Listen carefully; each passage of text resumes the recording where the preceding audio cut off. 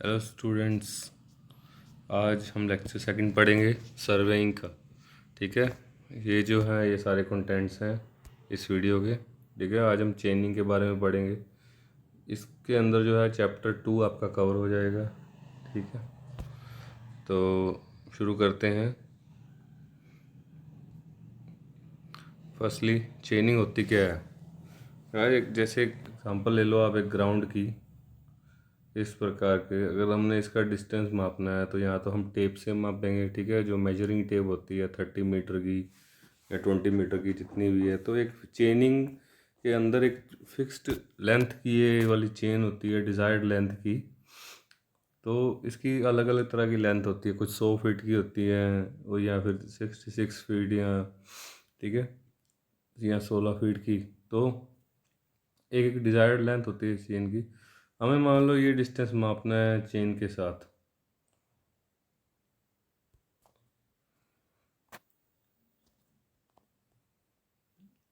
एक प्लॉट है रेक्टेंगुलर, मान लो ये चेन है 66 फीट की, पर ये ग्राउंड है 100 फीट का। तो हम पहले इसका इतना डिस्टेंस माप लेंगे 66 फीट, ठीक है, चेन के साथ। फिर जो बाकी का बचा वो डिस्टेंस माप लेंगे। तो वो कैसे पता चलेगा कि जो ये वाला इतना डिस्टेंस है ये कितना बचेगा।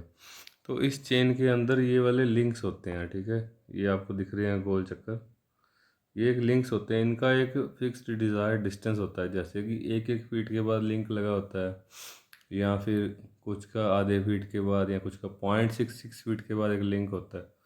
तो ये एग्जैक्ट मेजरमेंट देते हैं हमें।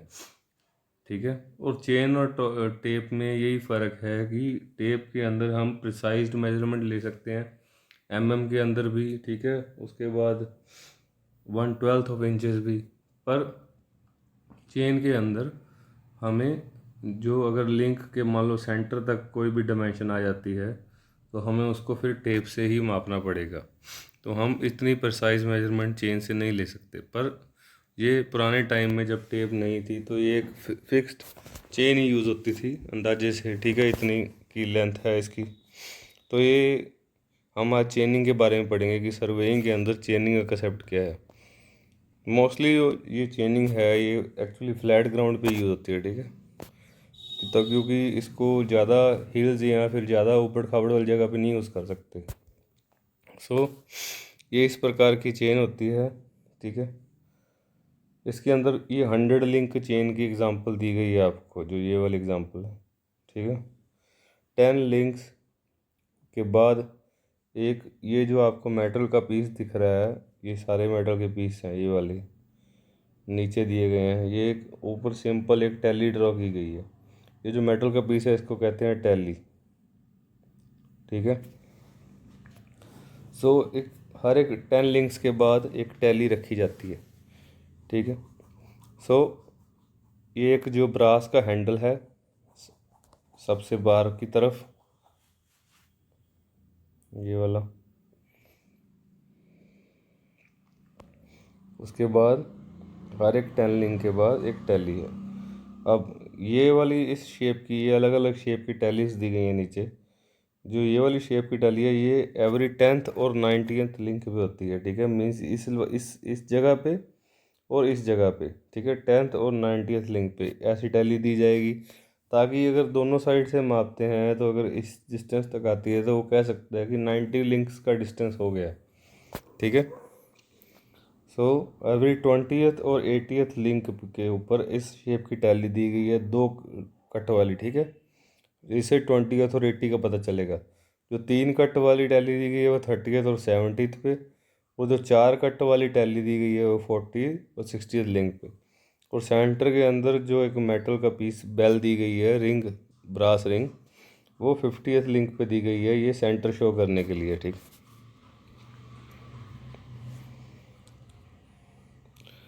The operation of measuring linear distances with the help of chain or tape is known as chaining.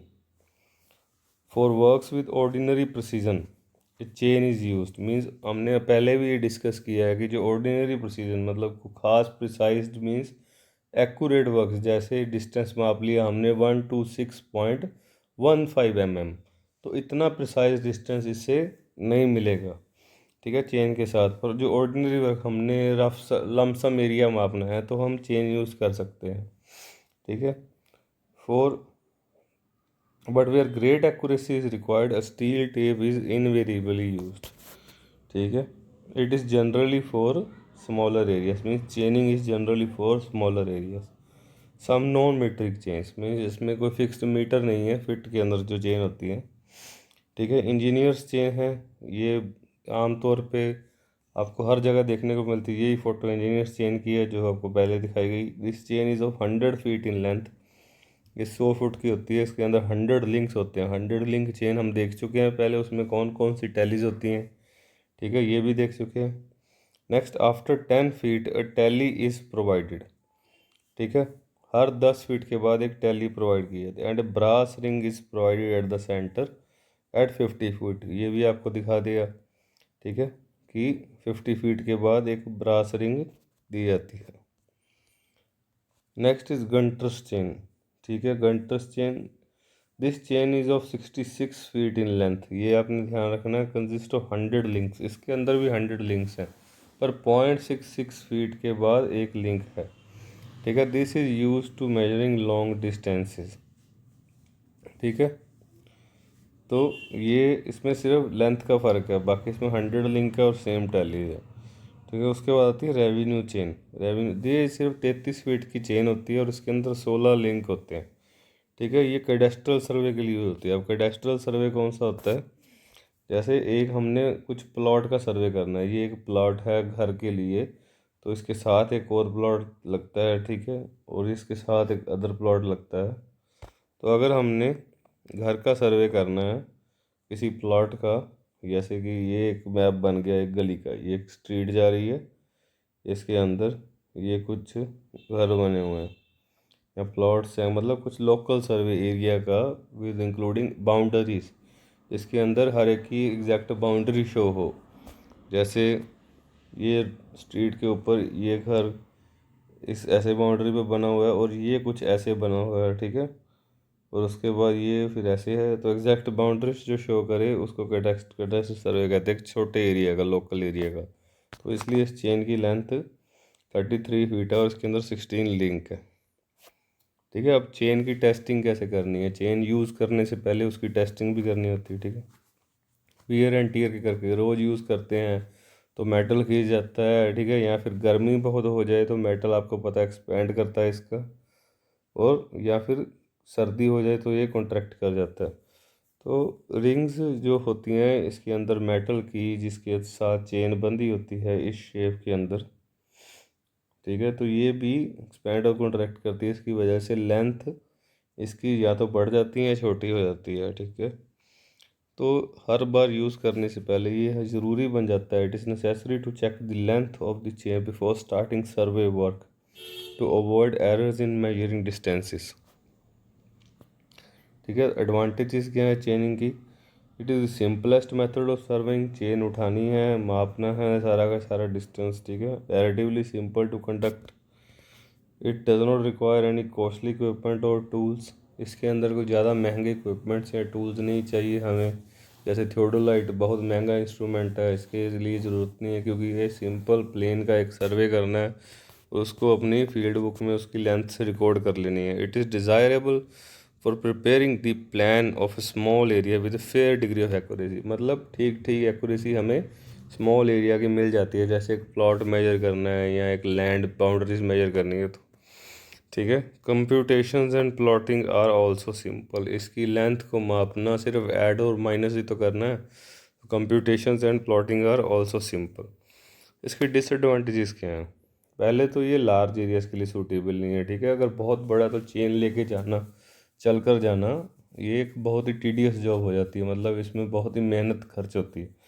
Next, it is relatively difficult to be carried out in crowd और बुशी एरियाज, अब जहाँ पे rush होगा वहाँ पे चेनिंग possible नहीं है, और यहाँ पे बहुत बड़ी बड़ी बुशेज़ होंगी, झाड़ियाँ होंगी, ठीक है, काफ़ी हाइट की, तो वहाँ से भी चेन ले जाना काफ़ी मुश्किल होगा। It is not suitable for areas with undulations, अब अनडुलेशंस क्या होती हैं, ऊंचा नीचा रास्ता, उबड़ खाबड़, तो अब वहाँ पे भी चेनिंग पॉसिबल नहीं है, क्योंकि उसकी स्ट्रेट लेंथ डिफरेंट होगी और अलॉन्ग द अंडुलेशन जो लेंथ है, ये नीचे पिक्चर दी गई अंडुलेशन की आप देख सकते हैं, अलॉन्ग द अंडुलेशन जो लेंथ है वो ज़्यादा होगी बाकायदा सीधी लेंथ से। द रिजल्ट ऑब्टेन्ड में not always give accurate results, ठीक है। जो भी रिजल्ट मिलते हैं वो एक एक्यूरेट रिजल्ट्स नहीं होंगे, क्योंकि इसके अंदर एरर्स के चांसेस बहुत ज़्यादा होते हैं। सो नेक्स्ट कंसेप्ट है गाइस रेंजिंग। रेंजिंग क्या होती है? रेंजिंग मीन्स एक रेंज, एक आई की एक रेंज को चेक कर लेना कि वो कहाँ तक जाती है, ठीक है। तो एग्जैक्टली रेंजिंग के अंदर हम क्या करते हैं, सबसे पहली जो चीज़ यूज़ होती है रेंजिंग के अंदर वो होती है रेंजिंग रोड, ठीक है। ये बहुत इंपॉर्टेंट है, रेंजिंग रोड, ठीक है। ये इस प्रकार की रोड होती है, नीचे से दिखी होती है ताकि ग्राउंड के अंदर ये दब सके। उसके बाद इसके ऊपर रेड एंड वाइट या ब्लैक एंड वाइट लाइंस दी गई होती हैं एक फिक्स लेंथ की, ठीक है, ताकि इसके हम इसको देख सकें। एक जैसे एक आंख से उसको दूसरी रोड को देखेंगे तो उसकी हमें कौन सी लेवल दिख रहा है, तो इससे लेवल ऑफ ग्राउंड का भी पता चलता है कि ग्राउंड ऊंचा नीचा है या हम बिल्कुल अपना सर्वे को सीधा लेके जा रहे हैं कि नहीं, ठीक है। तो ये बहुत ज़रूरी है। सो रेंजिंग रोड को हम लगाते कैसे हैं, पहले तो इसको हमने टेढ़ा नहीं लगाना, इसको प्लम बॉब के साथ लगाना है।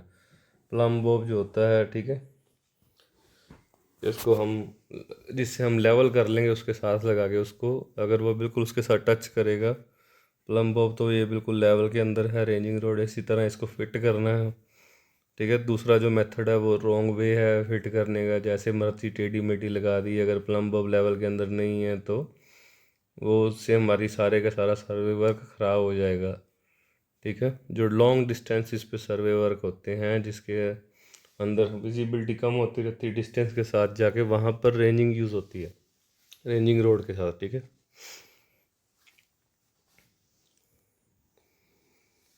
अब ये करते कैसे हैं, जैसे ए स्टेशन से, ठीक है, बी स्टेशन तक हमें जाना है, तो बीच में सी और डी रेंजिंग रोड लगा देते हैं। वहाँ की ए की बिल्कुल लाइन में है, बी बिल्कुल सीध में है, ठीक है। हम बिल्कुल अपना जो मेजरमेंट है बिल्कुल सीधी कर रहे हैं, सी।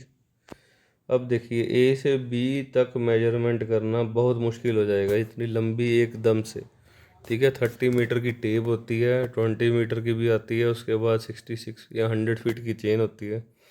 तो इसके लिए हम इंटरमीडिएट रोड्स लगा देते हैं, रेंजिंग रोड, इसको बिल्कुल एक लाइन में चेक करने के लिए। देखिए अगर ए से बी हम जाते जाते अगर इस तरह से चले गए तो ये डिस्टेंस ज़्यादा आ जाएगा, ठीक है। जितना भी है सारा का सारा ये एक्स्ट्रा डिस्टेंस इसमें ऐड हो जाएगा। तो इस प्रकार की रेंजिंग रोड्स हम यूज़ करते हैं, ठीक है। इसको ए से हम विजिबिलिटी करते हैं सी की रोड लगा के, बीच में से बी भी दिखना चाहिए साथ में, तो ये बिल्कुल फिक्स कर देंगे उस जगह पे इसको, ठीक है। उसके बाद बिल्कुल सीधा फिक्स करके प्लम बॉब लगा के बिल्कुल इसका लेवल करके वर्टिकल। उसके बाद हम सी से, ये जो आदमी खड़ा होकर देख रहा है, सी से डी की तरफ देखेंगे, बी बी को देखेंगे, डी बीच में आना चाहिए, बिल्कुल बीच में दिखे, तो वहाँ पे रेंजिंग रोड लगा देंगे तो एक लाइन बन जाएगी जिसके हमें पता चल जाएगा कि ए टू बी जो है वो शॉर्टेस्ट डिस्टेंस है जो हमें मेजर करना है, ठीक है। तो ये है रेंजिंग की टाइप्स। अभी नेक्स्ट आता है गाइस टेपिंग। टेपिंग क्या होता है? मीन्स टेपिंग के अंदर हमें एक जनरल सी बात है, टेप यूज़ होएगी, पर टेप किन किन प्रकार की होती है और कौन सी बेस्ट सूटेबल टेप है इंजीनियरिंग सर्वे वर्क्स के लिए। तो पहले जो है एक लिनन टेप, ये फर्स्ट टाइप है लिनन टेप। ये लिनन क्लॉथ की बनी होती है, ठीक है, 12 to 15 mm वाइड होती है। आपने कपड़े की टेप आम ही देखी होगी बाज़ार में। आगे आपको मैं सारी पिक्चर दिखाऊंगा टेप की इसी स्लाइड्स के अंदर, इसी कंटिन्यूएशन के अंदर। इट इज़ ऑफ 15 मीटर और 20 metre in length. These tapes are commonly used to measuring offsets for an ordinary work। अब offsets क्या होते हैं? मान लो कि हमारा सर्वे वर्क ये जा रहा है, हमने कोई रोड ड्रॉ करनी है और हमारा ये सर्वे वर्क इस लाइन के लॉन्ग जा रहा है, ठीक है। यहाँ पे स्टेशन ए है, यहाँ पे बी है, ठीक है, यहाँ पे सी आ गया। पर हमें यहाँ पे एक बहुत इम्पोर्टेंट बिल्डिंग है, हमें उसका डिस्टेंस मापना है बी से कितना है। तो हम यहाँ से एक लाइन ड्रॉ करेंगे बी का डिस्टेंस मापने के लिए कि ये बी का डिस्टेंस जो है कितना है, ठीक है। इस लाइन को क्या कहते हैं, ऑफ सेट से। बिल्डिंग जो हमारा सर्वे वर्क है उसके ऑफ सेट पे है, ठीक है। तो हम इस जो यहाँ का डिस्टेंस मापेंगे that is offset distance, ठीक है। These tapes are commonly use to measure offsets and for ordinary work, ठीक है। Next is metallic tape. और मेटेलिक टेप क्या होता है, मेटेलिक टेप के अंदर एक, ठीक है, लिनन क्लॉथ की जो टेप है उसको ब्रास और कॉपर वायर के साथ रीइंफोर्स किया जाता है, थोड़ी सख्त हो जाती है टेप। वैसे इसकी फ्लेक्सिबिलिटी ज़्यादा होती है पर इसके अंदर मेटल थोड़ा मिक्स होता है, ठीक है। ये एक वोंडेड लेदर के इसके अंदर होती है, 10, 20 और 30 मीटर लेंथ की आती है। It is generally used for all survey पर ये जो मेटल्स हैं ये ज़्यादा गर्मी में एक्सपेंड कर जाते हैं और सर्दी में कॉन्ट्रैक्ट कर जाते हैं, इसलिए ये इतनी एक्यूरेस नहीं होती, इसकी एरर बहुत ज़्यादा होते हैं मेटेलिक टेप के, ठीक है। जो क्लॉथ है इसकी भी यही प्रॉब्लम है और क्लॉथ की वेयर एंड टीयर बहुत ज़्यादा होती है। हम बार बार रोल करते हैं जब टेप को और फिर से खींचते हैं तो क्लॉथ थोड़ा स्ट्रेच हो जाता है इससे, तो इसके अंदर भी एरर के चांस ज़्यादा होते हैं विद द टाइम। लाइक जैसे जैसे टाइम बीतता जाता है वैसे वैसे क्लॉथ टेप के जो लिनन क्लॉथ टेप है उसके एरर बढ़ते जाते हैं, ठीक है। Next steel tape. तो स्टील टेप ये 6 to 16 mm वाइड होती है, ये कम वाइड भी होती है, ज़्यादा वाइड भी हो सकती है, ठीक है। 16 mm तक जाती है इसकी width. It is available in 10, 15, 20, 30 metre in length, ठीक है। जो इसकी लेंथ है इतनी होती है। These are use for checking work. अब ये जो 30 मीटर तक लेंथ है इसकी, ये या तो ऑफसेट्स में भी यूज़ हो सकती है और या चेकिंग वर्क में। ये दोबारा से अगर हमने एक्यूरेट डिस्टेंस मापना जो हमने चेनिंग से मापा था तो ये उसके लिए भी यूज़ होती है, ठीक है। These are not used for ordinary survey work, ये आम सर्वे वर्क के लिए यूज़ नहीं होती, ठीक है। It is use in standardising the chain also. अब चेन को स्टैंडर्डाइज मतलब चेन की एग्जैक्ट लेंथ मापने के लिए भी ये यूज़ की जाती है जो आपको मैंने पहले बताया।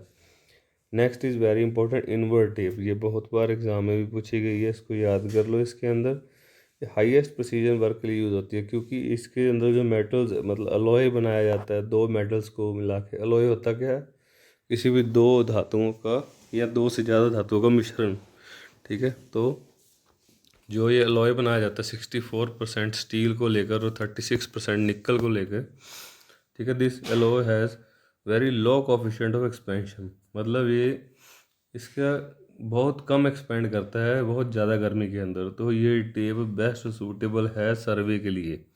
It is available in 20, 30 and 50 metre in length.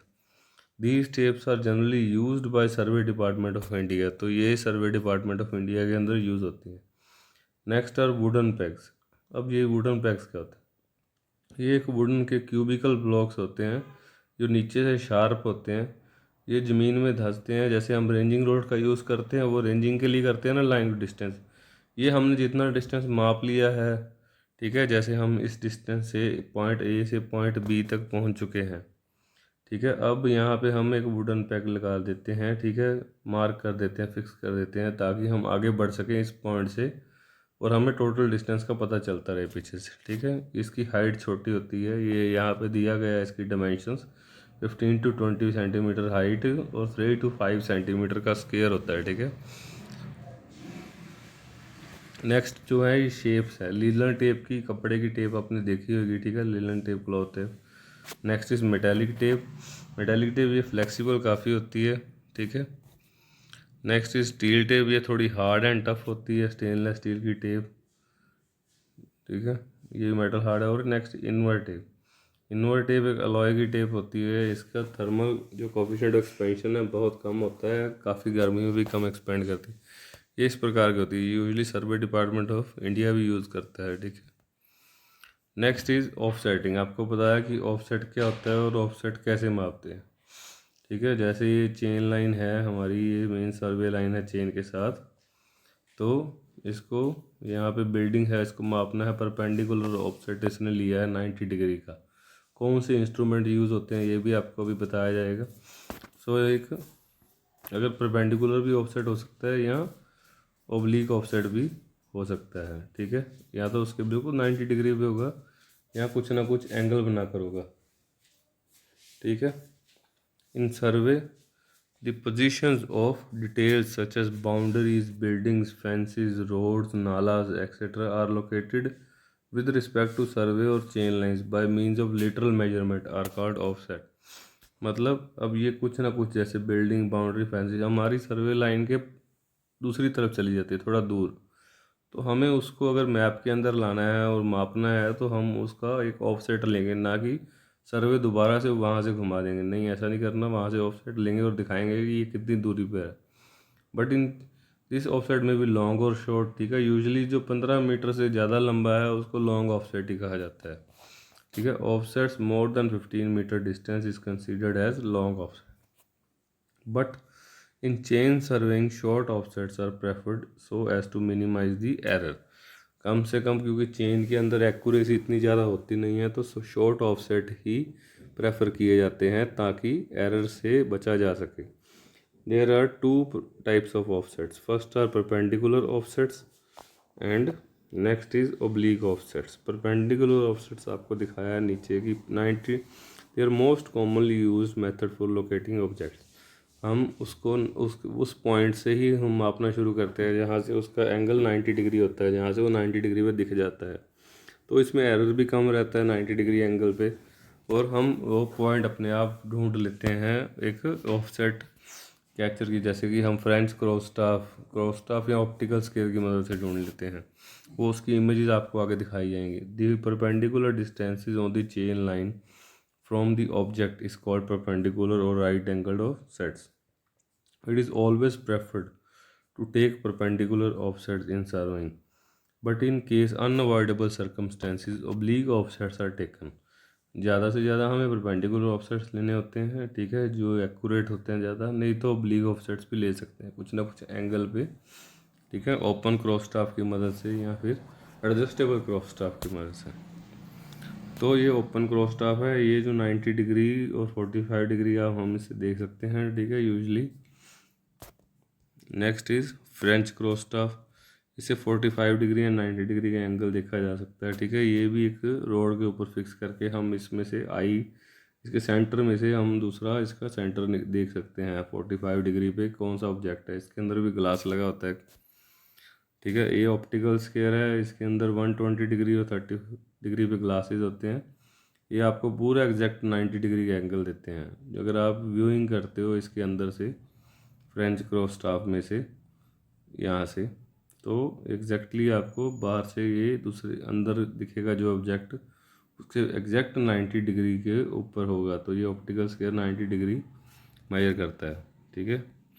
Next is recording field notes.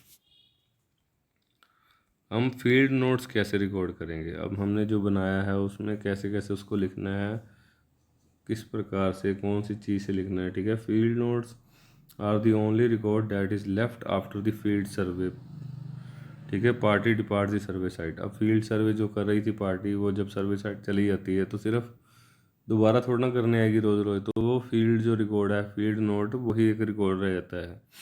तो इसलिए ये बहुत ज़्यादा वैल्यू रखते हैं। वैसे जो फील्ड नोट्स होते हैं वो एकदम पूरे एक्यूरेट नहीं होते, ये ऑफिस के अंदर जाके ही, यहाँ हमें उसको बराबर से अच्छे से बनाना होता है, कैलकुलेशन करनी होती है। फील्ड पे हम सिर्फ मेजरमेंट्स बहुत ज़्यादा लेते हैं, तो मेजरमेंट्स यहाँ पे हमें बिल्कुल ठीक लेनी है ताकि जो हमने आगे जो फार्मूला में कुछ बनाना है, लगाना है, तो वो गलत ना आ सके। तो first is it is therefore necessary that your field notes certain a complete record of all the measurements made during survey and that they include where necessary sketches and narrations to clarify the notes। कुछ sketches भी बनाने हैं, वो भी हमें देखने। the following guidelines should apply। lettering कैसे करनी है?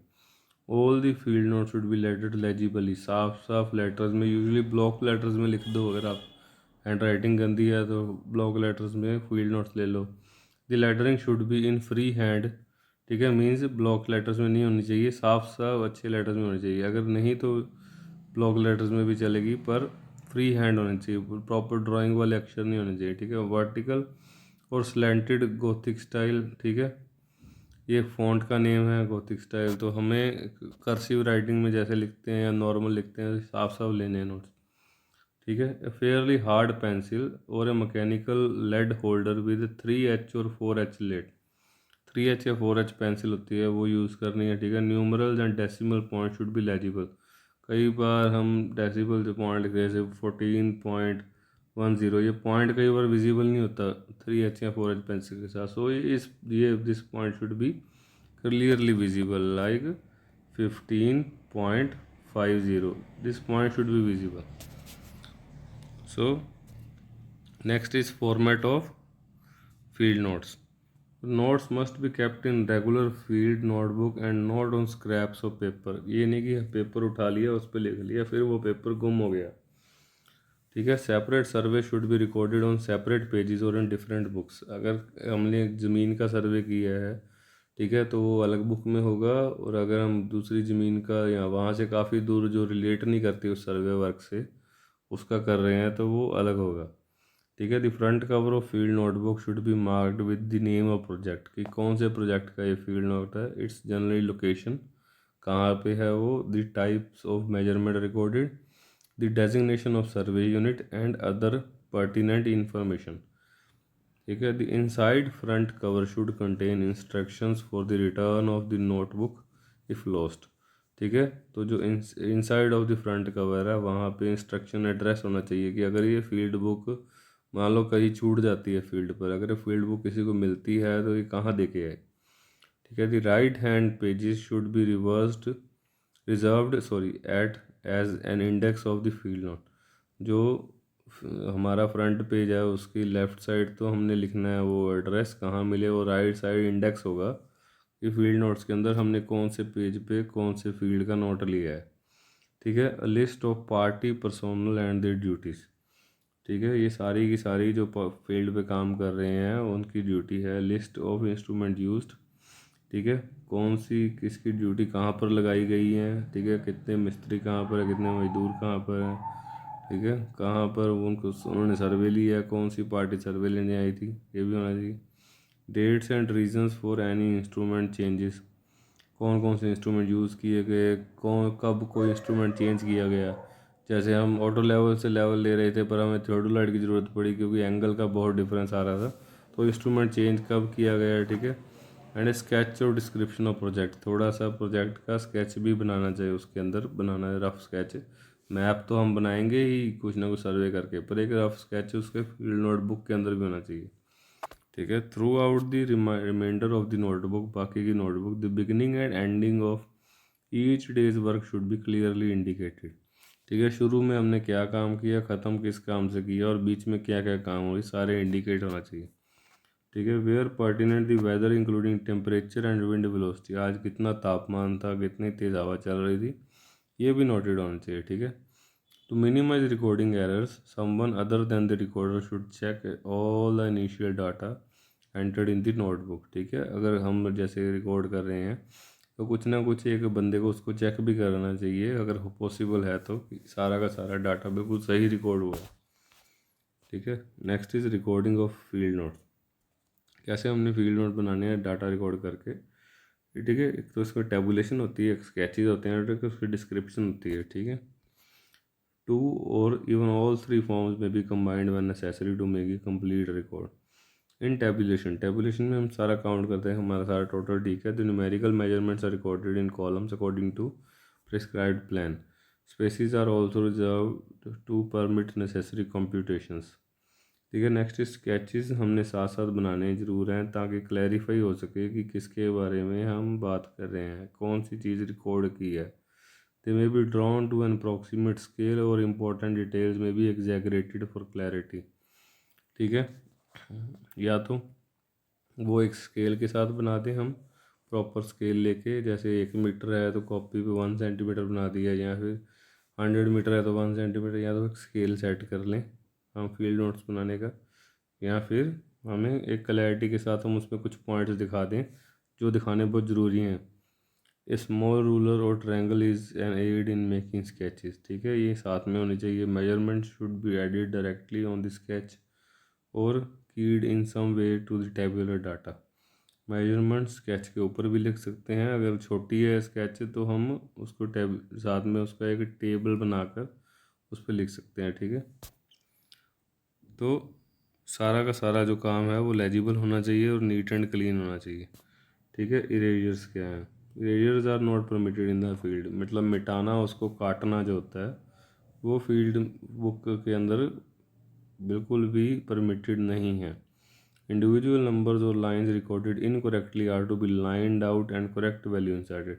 जैसे हमने 156.15 लिखना था पर लिख दिया 50, तो इसको लाइन मारकर 156.15 कर दो।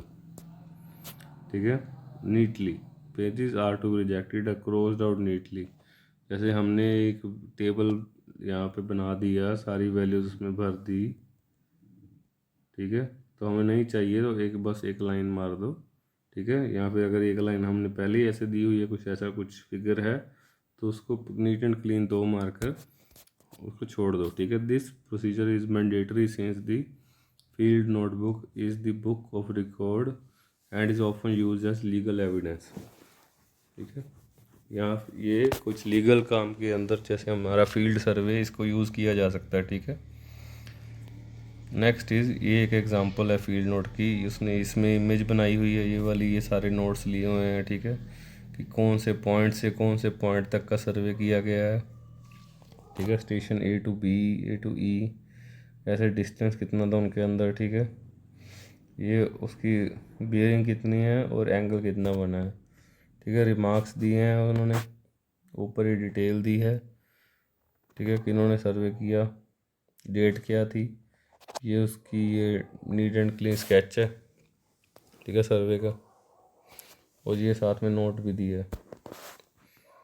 तो थैंक यू गाइस, ये था आज का लेक्चर। इसके अंदर हमारा चैप्टर 2 चेनिंग, रेंजिंग, ये सब कवर हो गया। ठीक है, टेपिंग भी, ऑफसेटिंग भी क्लियर हो गया।